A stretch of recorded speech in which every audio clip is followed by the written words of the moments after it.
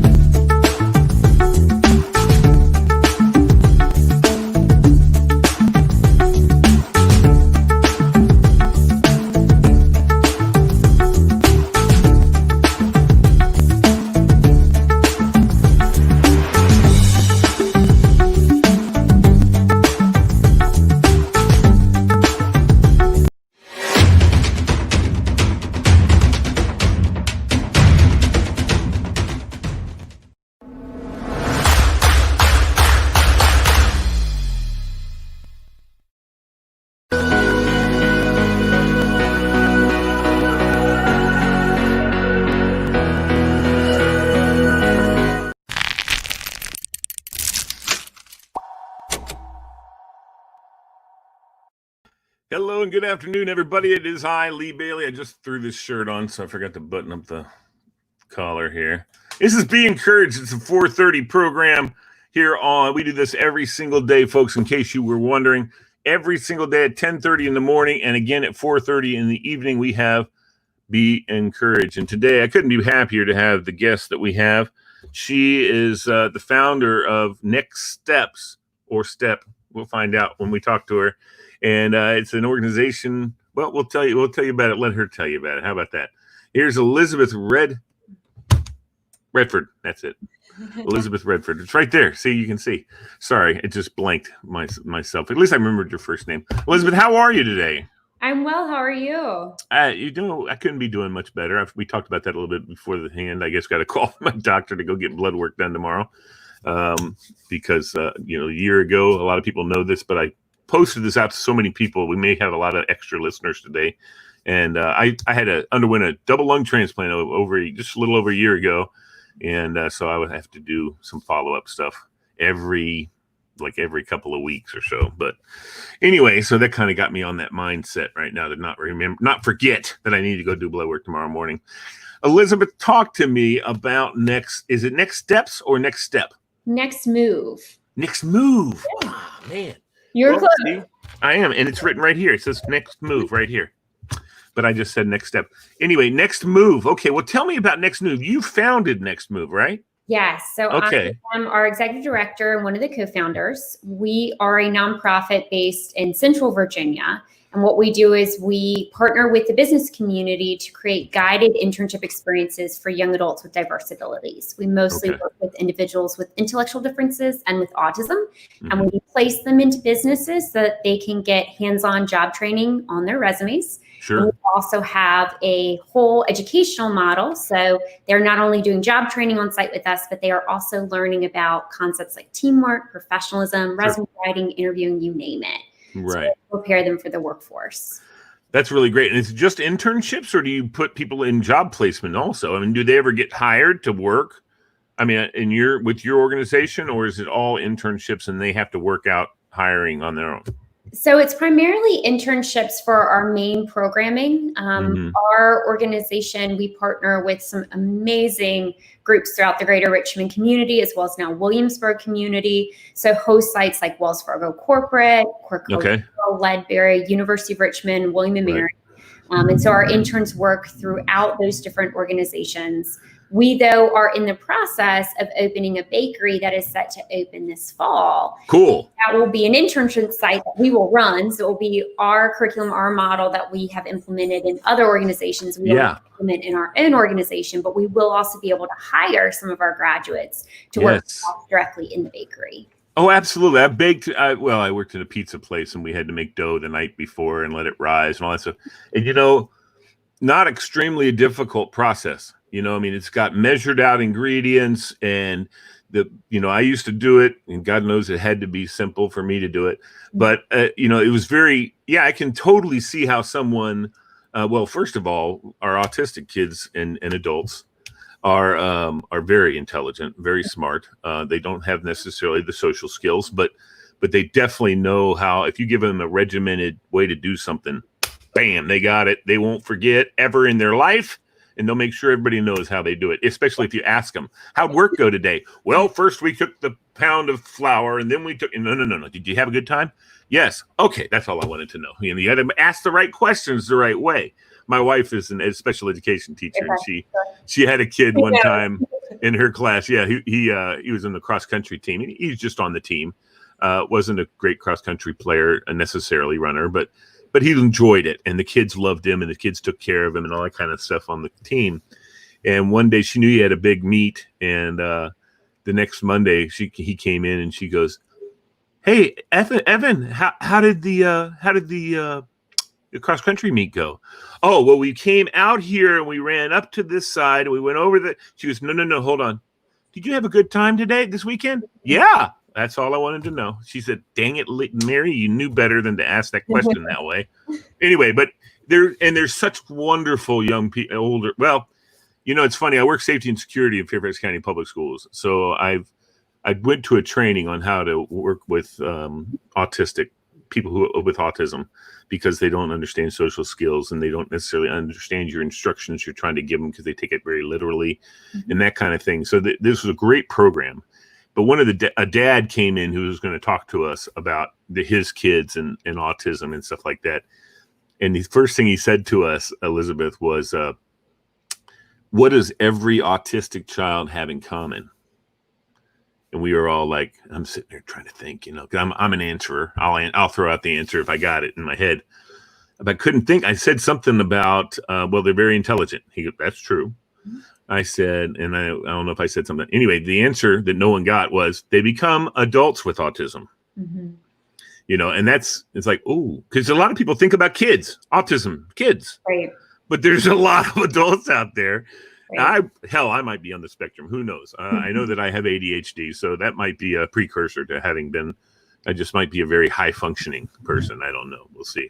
But tell me a little bit more. So I'm sorry I talked on that little rant there. I apologize. But tell me a little bit more about next move. Yes. Okay, good. I need to look down. Next move. So, and I was going to tell you another story, but I'll wait for that. We have a whole half an hour, so it's going to be fun to talk about some different things and different experiences. I was so excited when Tora told me you were going to be on, because this is my heart too. Working with these people that have these challenges. I worked at Falls Church High School up here in Northern Virginia. It has a whole PD pod. Mm-hmm. And I just loved going in there. The kids loved me because I made the time to come in and talk to them and get down on their level and see what they're doing and stuff. A lot of them were low. Some of them were very high. It was just a lot of fun to see them and meet them. And they really loved me. I mean, they just like, "Mr. Bailey, how are you?" And this makes my heart, I'm just like, oh man, if I needed a boost, that's where I went, the PD pod. So anyway, so talk to us more about next move, and you have internships. Mm-hmm. What else do you guys do? You do training with them as well, right? For whatever job it is. We do. And the way that our program is structured is it's all led by special educators. So I'm also a special educator by training, and I taught in the school systems for a number of years. Mm-hmm. And we partner with the school system. So about half of our participants are referred to us through the school systems, and they participate as part of their school day. The other half us from other organizations, nonprofits refer, the Medicaid system, a number of different varieties. But folks will either come to us for a shorter experience while they're still in school and they do the on-site education and job training, or they'll come to us for a longer experience if they've already graduated and left school. We serve ages 18 to 25. We also have, in addition to our main internship programming and our baking program, where we sell at the farmers market, we do corporate catering gigs. We now have online sales options as well through our website. So we're busy filling online orders for folks. What's the website? Our website is www.encouraged Yeah. nextmoveprogram.com. Nextmoveprogram.com. Okay. Yep. And if you go under Tablespoons, you can learn more particularly about that program, but you can also sign up for our monthly Cookie Club subscription where we release a new flavor every month. We also do online orders through that portal, in addition to learning how you can maybe have us help with catering an event.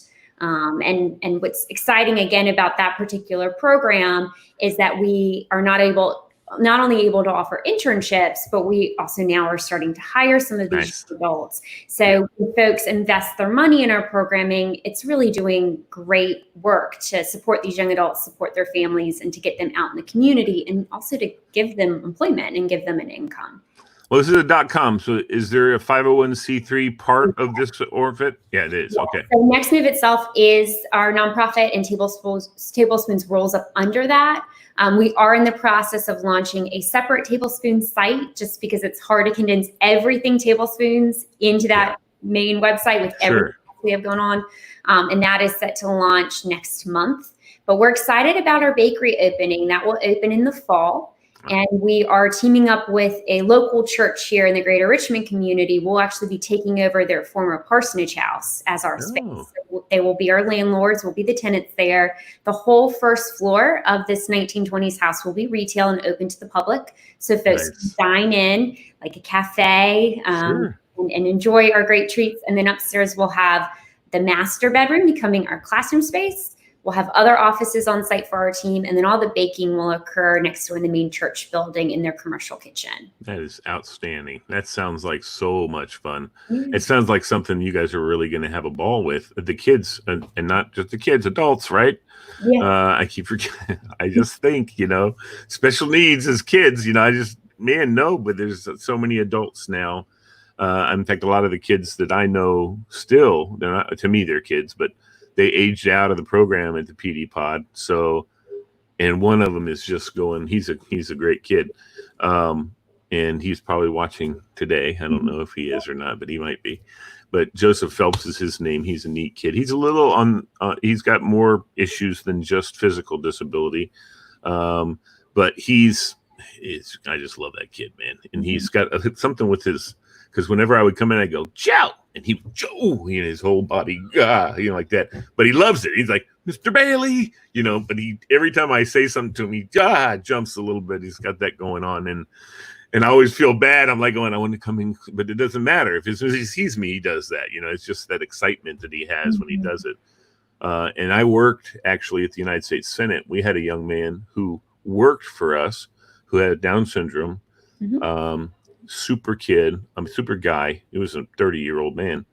But he worked in our mailroom. And I'm going to tell you, like we talked about, he knew how to run that mailroom. There was nobody else that could do it like he could do it. When he was out for any reason, it took 3 of us to do his job. And it took us all day. And he would do it all in like 3 hours in the morning. And then that was the only issue, is that our boss was always like, oh, Chris, you got to do something, come see me or whatever. You got to do something else. You can't just go be done with the mailroom and then go sit in your office and play on your computer, because and I said to her, it's going to be kind of hard on Chris. She goes, he gets paid as much as you get paid. I'm not going to let you sit around and do nothing. She loves him. I mean, she takes good care of him, but she also, lets him know this is what you got to do, what you're supposed to do, pal. I mean, and I was like going, wow, but he deserves it because he knows what he's doing and he knows way more than we do. So as far as his job, I mean, we could learn it, but not like he knows it. He's incredible. He was incredible. Unfortunately, he died of ALS. And the reason the ALS really progressed without anybody knowing, because of his Down syndrome issues, the other medical issues that he had were disguising the ALS. So the ALS was almost to the end when he finally succumbed, and I had left there at that time, and it broke my heart. And we went. So many people came to the funeral because everybody in our at the Senate practically was there. I mean, he's just a phenomenal young man. So anyway, and now I'm thinking about I'm getting sad. Anyway, all right. So what is the process, Elizabeth? The process is someone calls into Next Move and says, listen, I've got a young person, or or somebody from the school calls you and says, listen, we've got a couple students, or do you call them and say, do you have anybody that wants to intern? I mean, how does that work? So we always find that we have more folks that want to participate than we have spaces for. Sure. There's a huge need for the programming that we provide. Almost 22,000 high school students with diverse abilities graduate every year from Virginia State high schools. And there's close to a 70% unemployment rate. And it's closer to 80% unemployment when you look at national averages. So there's a huge need.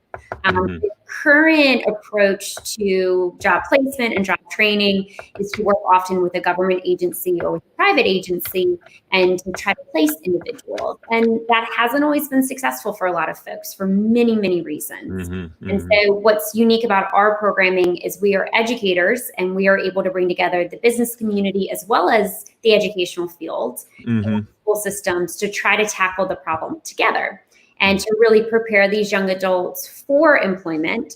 So it's not just a matter of placing people, it's making sure that they really are prepared for that opportunity and that they're going to be able to maintain employment as well. Sure. Along the way, what's also exciting is we get to work with businesses and help them to examine their hiring and training practices. And we do diverse abilities trainings, etiquette trainings. We're able to talk about appropriate language and terminology. And so we're able to also educate people quite a bit too about how to best interact and support with this population, but also to what kinds of etiquette and language should be used. So it's a whole encompassing program, but the way that folks get connected initially is typically through our website is where folks can submit an application. And the school systems in this particular community, we have existing relationships with, so they refer. We also are a Department of Aging and Rehabilitative Services vendor as well as Medicaid. So most of the agencies already know about us.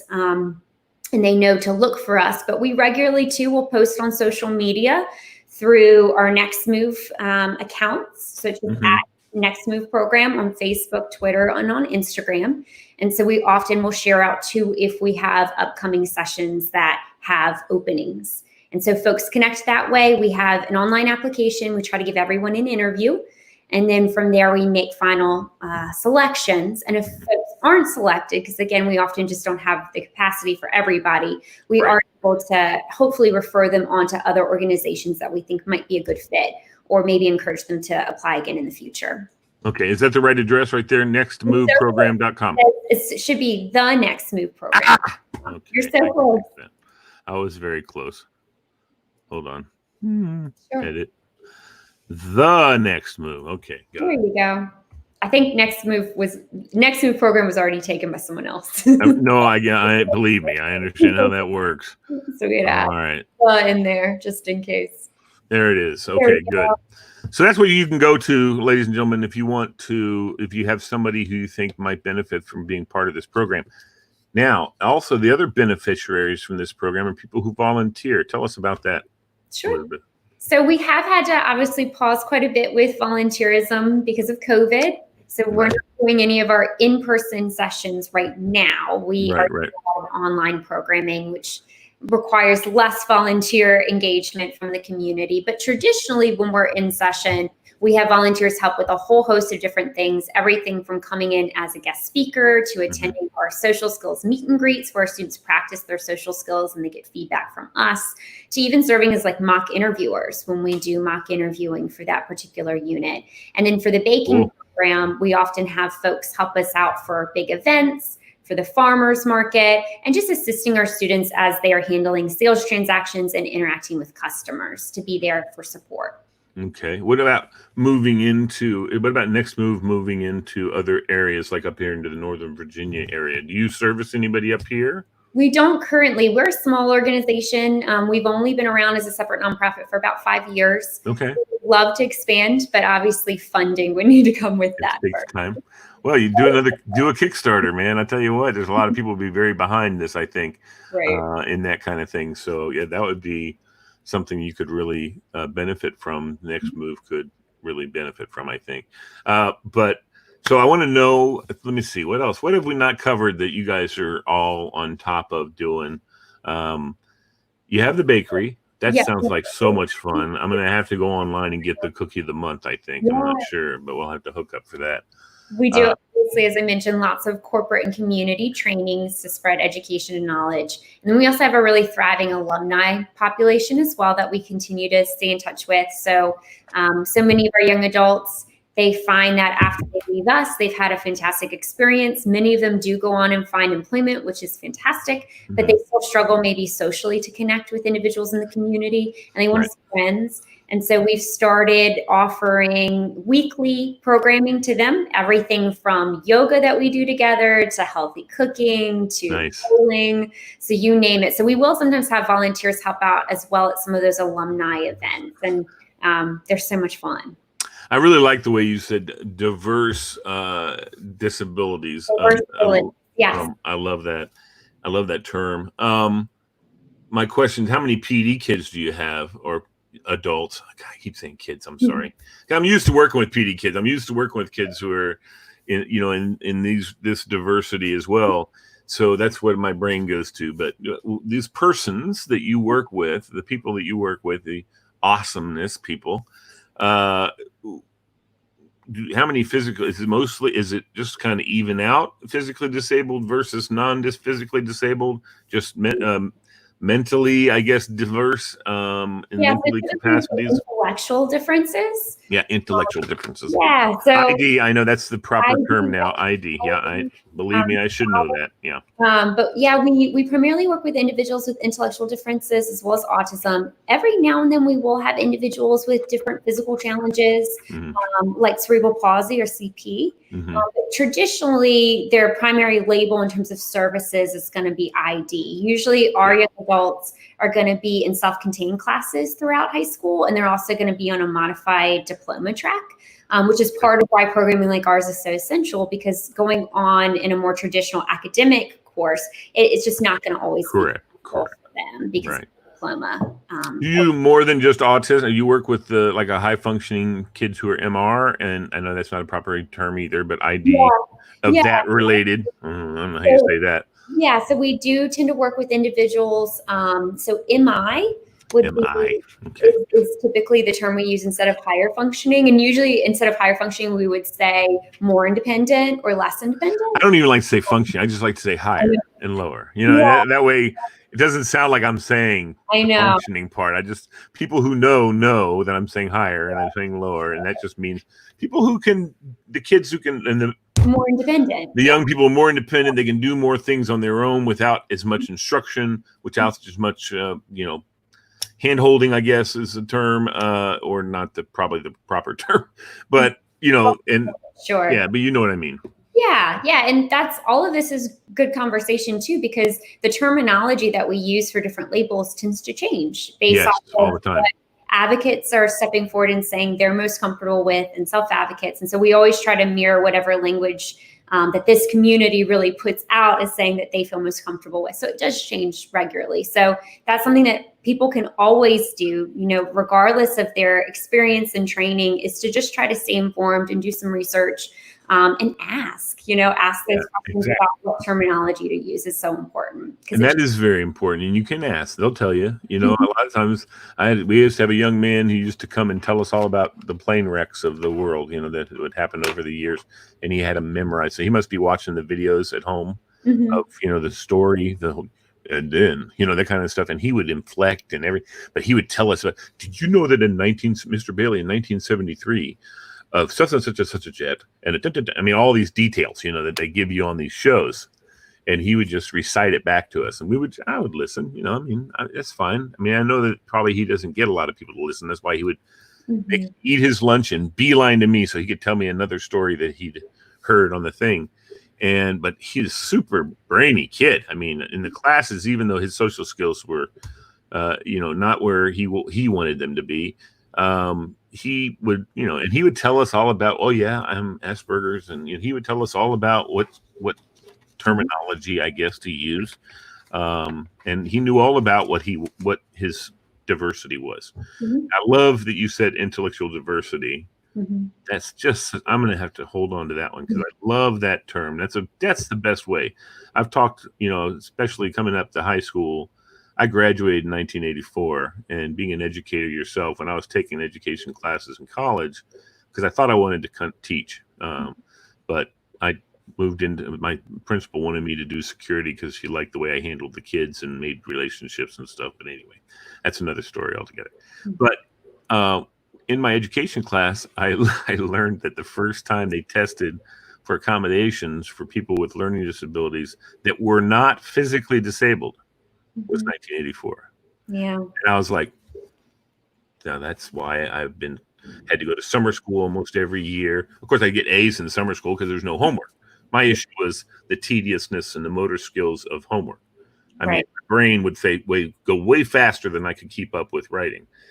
And, you know, because that's what my counselor would always say, Lee, your IQ's off the chart. Why aren't you? You're just being lazy. You know, she used to tell me that all the time when I was in junior high and in high school. And I'm like going, I get A's on all my tests. I pay attention in class. I can do my classwork, but you send me home and it's too frustrating. I just say, screw it. And I go out and play with my friends, you know? And in those days, 70% of your grade was homework. So guess what? I look at the kids now and what I work with, and their homework's like 10% of the grade. The rest of it is in-class testing. Oh my gosh, I would have been an A student all the way if I had that when I was in high school. But anyway, it's where I lived. It's what I came up in. It's where I learned to accommodate for myself. And I know a lot of people learn to do that too, keep their own, accommodate for themselves. And you have to speak up. You know, I tell kids that all the time. You have to speak up and be your own advocate. And some, unfortunately, though, the population you're talking about doesn't know how to self-advocate, you know, and not so always, not always, right? No, sometimes they do, of course, but not always. Or they're just, you know, they've always been told to sit down and shut up a lot of times, unfortunately, because they don't know their social skills and people just get annoyed with them. And whenever I see that, I tell teachers, hey, that kid's awesome. You can't talk to them like that. It's going to just ruin their self-esteem, you know? And I think it's easier for them to ruin their self-esteem because they've worked really hard to build it up in the first place. Right.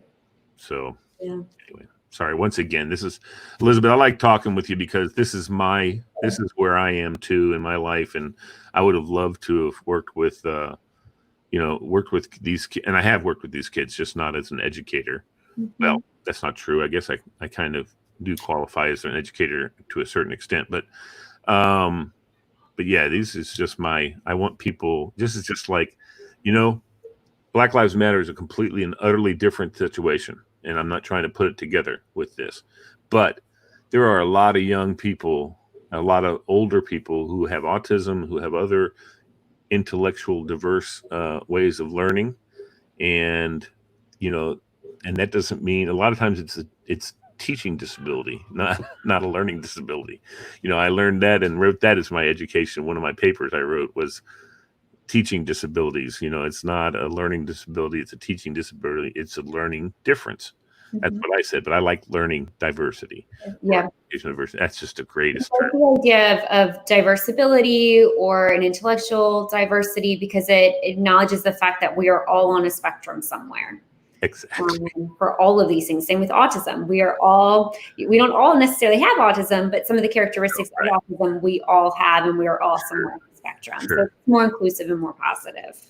Yeah, and I think what maybe the difference is that you know how to accommodate for your own issues. You know, everyone's has issues, but you don't have a miswire or something that helps you. You know, when you don't have that issue going on, that you can accommodate for your issues and seamlessly. People don't notice that you have any kind of issue. They don't know that you will just jump up and down and freak out and run out into the woods if you see a spider.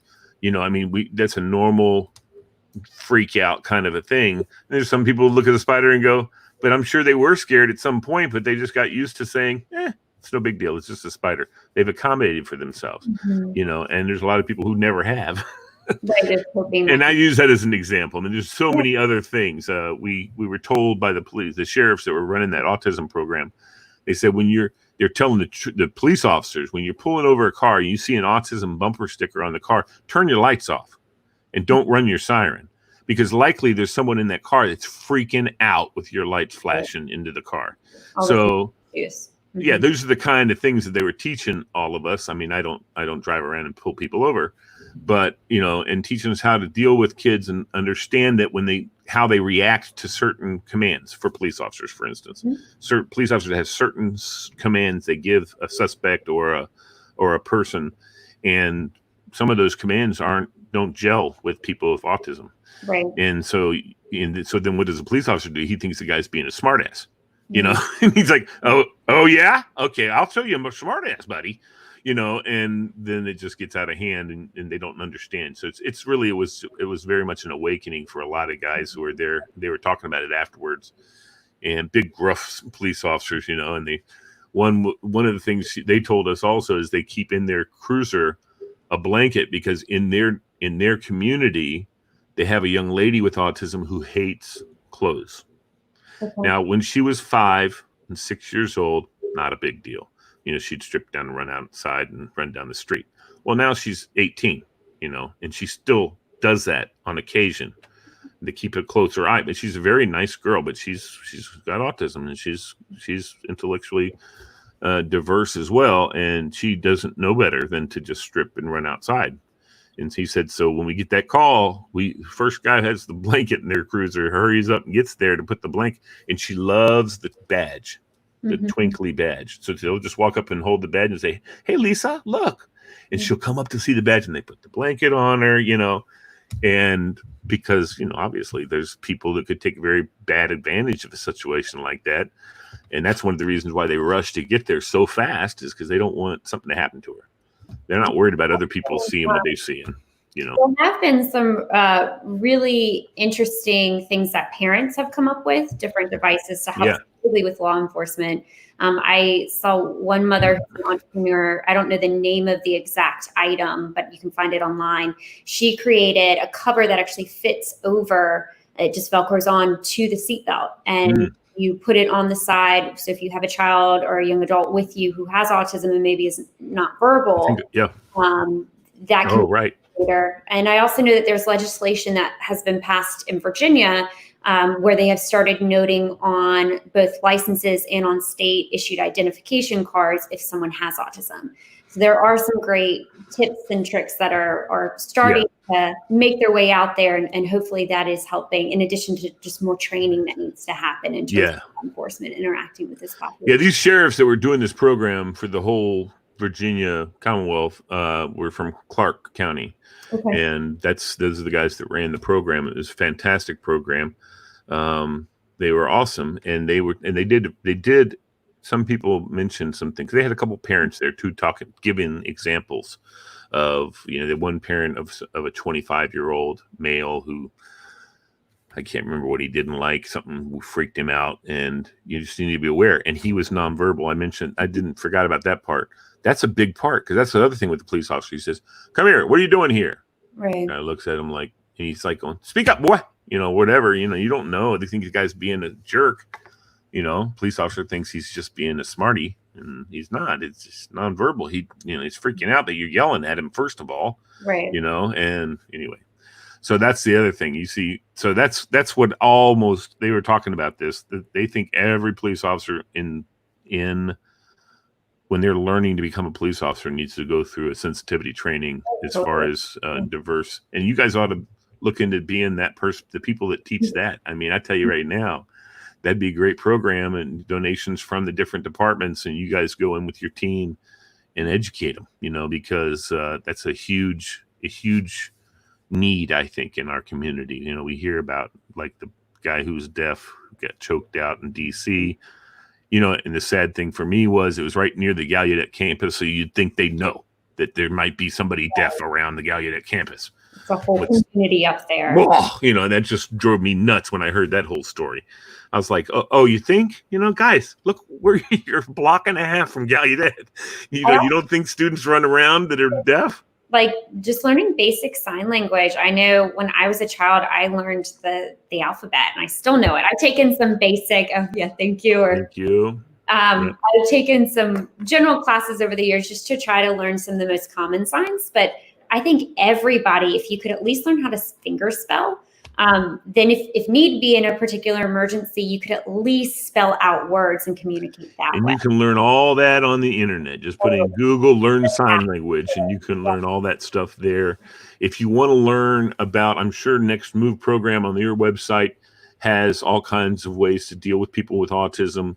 But also, if you Google, how do you deal with people with autism, there's probably going to be a bunch of different resources that people can go to learn about, like we've just talked, well, like I have talked about, can't stop my mouth from moving, of different situations that people run into. You know, the guy who was the military officer who said, what does everybody have in common? That they're kids. His son doesn't like socks, hates them, hates socks, thinks they're horrible. He thinks they're painful. He thinks they hurt. So he doesn't wear them. And he doesn't care if other people don't wear them, except for his family. And his older sister, they had to work the deal where Jim, you know, when they were both in elementary school at the same time. And one day it didn't work. He came into the gym with his class and he saw her and he saw those socks and he ran and tackled her and started trying to take off her shoes and take off. Of course, she knew what he was doing, you know, but everyone was freaking out. And, whoa, my God, what's he doing? Why is he doing that? And he just freaks. He was crying. You know, he was so worried that his sister was in pain. And, you know, and he told us that story. He said, I don't know why. We don't know why he does that. We have no idea. We just have to make an accommodation for it and make sure, and the school works with us typically, that he doesn't ever see his sister without socks on, with socks on. So he can't see me I wear my boots, so that I wear my fatigues and my boots almost all the time, because that way I can have my socks on, pull my pant legs down, and he doesn't see the socks, you know. And so people go, that's weird. You know, that's so weird. Well, it's not weird. It's just him. That's what he's dealing with, you know. I'm sure. And I know he had other things too, but those are the things that, you know, most of us in the general population think are odd. And it's not. I mean, I guess it is, but it isn't. Who cares? You know, who cares whether or not it's odd or not? So anyway, listen, we've ate up 30 minutes. Is there anything else you'd like to impart to us, Elizabeth? I know I want people to go to this website. And if you ever have any interest in volunteering or learning about the program, if there's somebody who wanted to start doing this program up here in Northern Virginia, could they contact you guys and see if they could work with you to try and open up another office up here? So we are in the process of trying to publish our model and our curriculum. So that's part of our partnership with the College of William and Mary's, that they are replicating our program on their campus for research purposes. So we definitely would be interested if it was a research, you know, organization, university, or school system, but not necessarily individuals, because we'd want to make sure the folks running and implementing the program would be educators and would have backgrounds and training. Cool. Are you working with William and Mary yourself? Yes, we are. And I'm a graduate of there. I got my master's in special ed from there. Do you know Ginger Ambler? I don't. Oh, she's the vice president of student affairs. So many years since I graduated. She's my roommate. I mean, we grew up. We were born at the same time in Germany with our parents both in the military. So she is the vice president of student affairs there, and she works with all the diversity stuff. That's awesome. I'm sure that's her office. I mean, she has several people in her office that work for her, but you know, and well, she would say work with me, you know, she doesn't say work for me. But yeah, so that's cool. I just wanted to know. I was small world kind of thing. I didn't know if maybe you might have met her, but I've met somebody not too long ago, a good friend of mine from high school. His son just graduated from William and Mary. And I asked him, I said, do you know Ginger Ambler? He goes, I've never met her, but we get Ambler alerts all the time. That's the text message thing, because she sends them out, you know, and Ginger Ambler, vice president or Dr. Ambler, whatever. And yeah, so the Ambler alerts, they call them at William and Mary. That's great. You know, because it has something to do with the student body. Her office handles it. So then I'm sure she's heard of our programming. Oh, I'm sure. Partner with the School of Education, so it's their research team that implements it, and we deal a lot with HR in particular, and then different departments that host students on campus. So and I know they're making a huge push to diversify at William and Mary, not just I mean able-bodied students and intellectually diverse students as well. You know, they're just trying to make a diversity be William and Mary. It used to be William and Mary's very much a white school, you know, very much a Caucasian school. And it wasn't necessarily because they didn't allow others in. It's just that's who who applied, and they're like out there now encouraging people, apply. Your tests don't matter to get into William & Mary. You just need to make sure, we want to make sure you're going to be a good example of what William & Mary puts out, and I know maybe when you went there they had, but I was told, I took 2 kids from Falls Church up there, 2 wonderful Latino girls who I thought were so smart, and they were. One of them ended up going to Swanee because of her green card, whatever, because, William & Mary's a public school. So she went to Swanee because there's no issues as far as that's concerned there. But that's what they told us. They said, we'd like to look at your test scores, but we don't let people in this school because of their test scores. We let people in this school who we know will be an example of what William & Mary is, and a good example, what was the word they were looking for that I'm looking for? Ambassador. Mm-hmm. They'll be a good ambassador for the school when they leave the school. And that's what they said to these 2 girls. And I mean, I think these girls could have gotten probably scholarships and whatever, because they were just super smart kids. But again, they had other issues that were going on. So one of them didn't want to go away from home and whatever. But it would have been really cool. And they got to meet Ginger, and they got to meet and all that kind of stuff. So that was fun. But anyway, well, I'm glad. It sounds cool that you're part of the tribe, or a Griffin, or whatever whichever it is. I know. While I was in grad school there. Okay. Yeah. She was one of the ones that, like, she's, because she's right up there with the president, and she was one of the ones that's pushing the Griffin, because she thought that was a cool name for. So it was cool that it is kind of their mascot, but they're still the tribe, So it's all good. I appreciate you coming on, Elizabeth. We're going to have you back on again. Let us know whenever you're having some new issues or new events going on. Just reach out. I'm going to friend you on Facebook, so you'll know where to find me, and you can send me a message if you want, if you're inclined. It's been great having you. Thanks for listening to me talk. Sorry. Again, I just have such a real, feeling for this whole part of it, and this whole subject matter, and where this all is. It's amazing. It's amazing to me that we don't do more with this population, because this population is so capable, so capable, and people write them off as not being capable, and they're so capable. There's so many things people can do. Like I said, I used to make pizza dough. You know what? You don't have to be a rocket scientist to make pizza dough. And in fact, I think probably people with autism are probably maybe better suited than people without, because they don't get distracted. Other people don't get distracted from things. They're on task. That's one of the great things about a lot of students with autism, is that they're very tunnel focused on stuff. And so there's so many things they could do that they'd be so successful doing that require that kind of focus, And anyway, it's exciting. It's exciting what you're doing. I'm really happy about what you're doing. And if you guys ever get up in this area, I'm definitely going to have to try and see if I can work with you a little bit. I appreciate you. Awesome. Thank you. Thank you, Elizabeth. Take care. All right. Take care. Bye. All right. Now, the next Tura Arsala was going to jump in here and join me for a quick discussion about tomorrow. We have someone from the Special Olympics that's going to be joining us. And I know I sent Tura I'm going to send him a copy to the Gmail, to his email, so he can join us here on this program, the Be Encouraged program. Even though he has it in Facebook, we're going to send it to him in his email so he can jump on with his new laptop that he's so proud of, and I'm proud that he got it. So hopefully Tura is watching. And I appreciate everybody who's tuned in. Please don't forget to like and share. I just sent it to your email, Tura.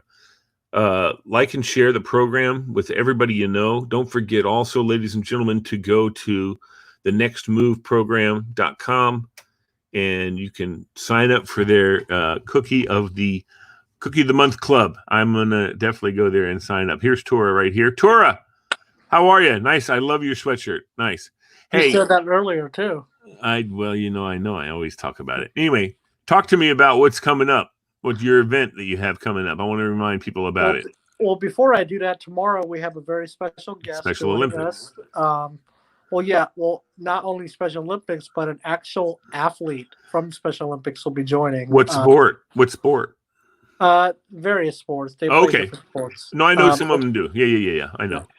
I mean, I know they have like divers that just do diving, but they also have people that do lots of other things. So she's going to come on the show tomorrow to talk about how this COVID-19 has affected her personally, and how they are still staying active while. Well, I'm glad. COVID-19, and that's the hard part. Yeah, and I can tell you, I played Special Olympics in high school, and it's definitely gut-wrenching to see these athletes who can't even get medals or. Well, it's not so much that they don't get the interaction with the other athletes that they're so used to seeing. They're so happy. We were talking about that with Elizabeth. They like to have that camaraderie because they're similar. They have similar issues going on with them, and there's something that draws them together with that. And they're missing that now with this COVID-19, which sucks. Yeah. So, anyways, back to what I was talking about. I'm sorry. So this in July 12th and July 19th, we are having a silent auction fundraiser to mark the 73rd anniversary of 29 Diner, and to make a pitch for wonderful organizations such as the Next Move program. Yeah, well, no, Alzheimer's. Alzheimer's organization. And many other organizations. I have a great team in place with Lizette Godfrey, Meg Suttard, and so on. We are looking for silent auction items. I know Meg Suttard is watching, and I know she put a feeler out there on her Facebook, and people are saying they're going to donate art to the silent auction. Cool. So anything cool you think that will... I got something for you, buddy. I made it. I've been working on it. So I know for a fact that I will be working with a few restaurants as well that's going to be donating some things. So if you have any cool silent auction items, email me. My first and last name. I will. Oh, sorry. Hold on. Let me put it up, buddy. Let me put it up, man. My first and last name, 2020@gmail.com. And we are also looking for volunteers to help us man the event, as it takes a lot of manpower to help us set up, such as setting tables up and manning the silent auction table, manning the food table, manning different tables. Sure. And I can tell you the food is going to be delicious. It's going to be crab legs and barbecue. Crab legs? Yeah. Are those from 29 Diner? Correct. When did you start doing crab legs? Don't ask me. All right. That's good to hear. So, again, we are looking for folks to help us with the cause. It's going to be benefiting the ARC of Northern Virginia is one of the organizations listed, Alzheimer's organization, and many other organizations, both July 12th and July 19th. Awesome. The reason we're doing it 2 days is because there's a certain capacity limit at the diner. Of course. So folks that are going to attend the first day cannot come on. Well, they can donate, but they cannot come on the second day, because we want to allow folks who have not been able to attend the first day to come on the second day. Right. Okay, that sounds and awesome. Also, man. The rest of your week is filled up as of now. Tomorrow, obviously, you have Special Olympics.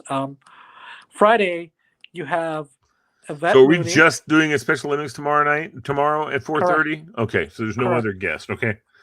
No. Friday, what do we got Friday?